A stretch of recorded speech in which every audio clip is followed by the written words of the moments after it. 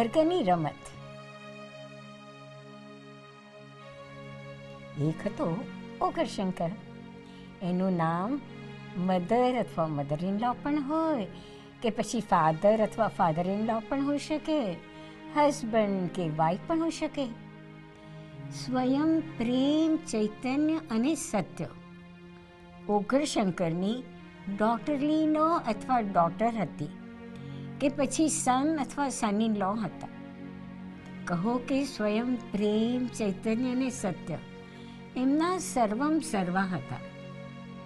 પ્રેમ mother અથવા mother in લોનું, કે પછી ફાધર અથવા ફાધર ઇન લોનું, એટલે કે ઓગરશંકરનું બહુ કયું માને. ચૈતન્ય મધર અથવા મધર ઇન લોની, કે પછી ફાધર અથવા ફાધર ઇન લોની બહુ દેખભાળ અને સાર સંભાળ રાખે. સત્ય મધર અથવા મધર ઇન લો, કે પછી ફાધર અથવા ફાધર ઇન લોને ખૂબ ખૂબ વાલ કરે. પણ ઓગરશંકરજીનું નામ સમજણ તો નેવે જ મૂકી દીધી હતી. પ્રેમ, સત્ય અને ચૈતન્ય સામે પોતાના અંગત સર્વમ સર્વ તરફ જોઈએ જ નહીં ને. ઓગરશંકર તો ચાલી નીકળ્યો બજારે. બજારમાં કેટલાય બચ્ચાઓ ઘર ઘર રમતા હતા.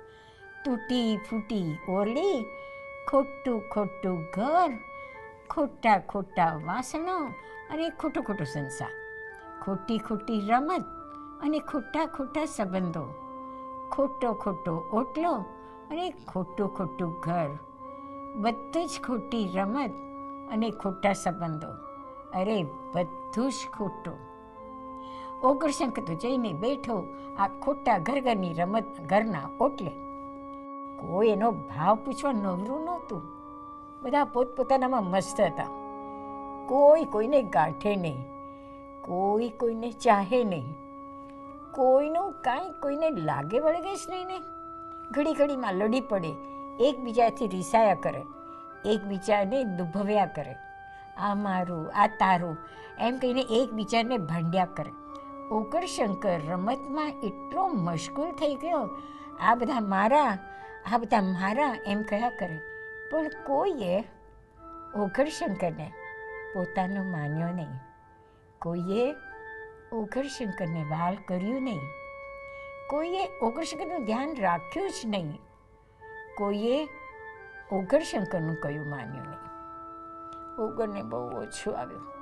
ઓગર તો કંઈ રડે રડે રડે રડે. ઓગળે તો મહાકાવ્યો લખી કાઢ્યા. કરુણ રસ પ્રધાન કાવ્યોના રાફડા ફાટી નીકળ્યા. મેલોડ્રામા જેટલું વધારે એટલું કાવ્ય વધારે સુંદર. ઓગળે આખા વિશ્વમાં સંભળાય એટલી રાડો પાડી.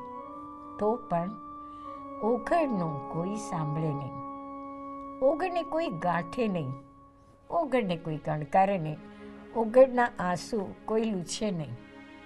બધા જ રડતા હોય તો કોણ કોને છાનું રાખે ભાઈ? બધા જ એકબીજાથી રીસાયેલા હોય તો કોણ કોને મનાવે? બધા જ દુઃખી તો પીડ પરાઈ જાણે જ કોણ? ઓગરશંકર તો દુઃખી દુઃખી થઈ ગયો. પરંતુ બોગરશંકરનું એવું નહીં. બોગરશંકર પોતાના ઘરને અને ઘરના સૌને બરાબર જાણતો હતો. બોગરશંકર પ્રેમ, ચૈતન્ય અને સત્યને બરાબર ઓળખતો હતો, જાણતો હતો. બોગરશંકર એના ખરા સર્વમ સર્વને જાણતો હતો, બરાબર ઓળખતો હતો. સાચા સંબંધીઓનું ભાવ અનુભવતો હતો. બોગરશંકર પણ બજારમાં ગયો તો ખરો, પણ બોગરશંકરે તો રમત ઘરને ઓટલે બેસી થોડી વાર રમત ગમત જોઈ. એને ગમત પડી. કોઈ બોગડ સામે જુએ કે ન જુએ, બોગડે બધાને જોયા. કોઈ બોગડને સાંભળે કે ન સાંભળે, બોગડે બધાને સાંભળ્યા. બોગડે કોઈને કાંઈ કહ્યું નહીં. બોગડ કોઈથી નારાજ ન થયો. બોગડ કોઈનાથી રીસાયો નહીં. બસ રમત રમનાર સૌને બોગડે હેતથી હાથ ફેર્યો. રમત જોઈને કંટાળ્યો એટલે બોગડ પોતાના ઘરે ગયો. અને ઘરે નહોતો ગયો ત્યારે પણ બોગડને બરાબર ખબર હતી એનું ઘર ક્યાં છે અને કોણ એનું સાચું સગું છે. બોગડને ખબર હતી કે પ્રેમ એને બહુ વાલ કરે છે. ચૈતન્ય બોગડની બહુ સારી દેખરેખ રાખે છે એને ખબર હતી. સત્ય એને સાચો માર્ગ બતાવે છે.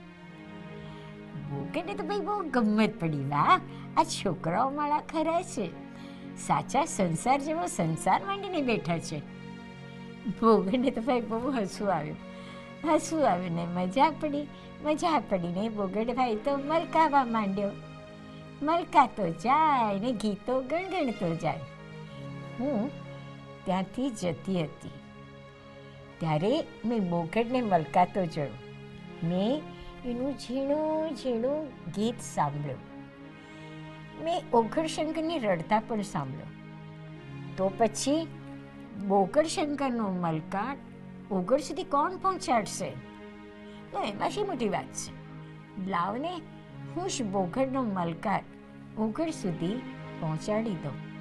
ચાલો મેં બોગડશંકરનો મલકાટ અને બોગડશંકરના ગીતના ગણગણાટ ઓગળ સુધી પહોંચાડી તો દીધો છે, પણ ઓગળનો તો ભાઈ ભલું પૂછો. રાડ કરવાની લાયમાં બોગડશંકરનો મલકાટ લેશે ખરો? ઓગળશંકર શું બોગડના ગણગણાટમાં જોડાશે ખરો? તમે શું માનો છો?